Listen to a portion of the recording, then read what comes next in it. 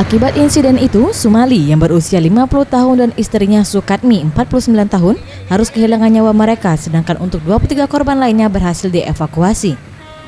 Salah seorang penumpang yang selamat dari tabrakan maut mengatakan, kecelakaan bermula ketika speedboat yang ditumpanginya melaju dari jalur 14 dan hendak bersandar di dermaga belakang 2 Sriwijaya.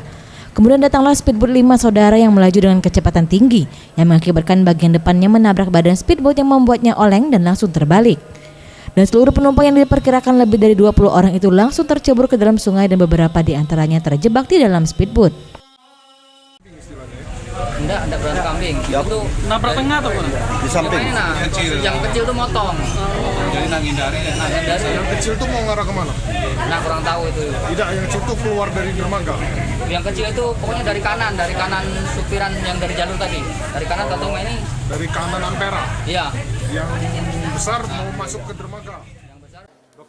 Kolonel Dr. Ismi Purnawan, Kepala Rumah Sakit Akagani, mengatakan kondisi korban saat ini stabil dan masih menjalani perawatan. Sementara 2 orang lainnya yang merupakan suami istri dibawa ke kamar jenazah Rumah Sakit Akagani. Masuk ke Rumah Sakit Akagani ini ada 4 korban ya. 2 meninggal dunia, suami istri ya. Itu yang 2-nya lagi masih kita observasi ya, apakah dirawat atau dipulangkan.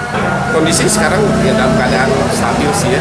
Dan dalam kedatangan kita masih kita evaluasi apakah perlu dirawat atau tetap berjalan. Nanti kita lihat sambil kita periksa lebih lanjut. Tim Liputan Sriwijaya TV.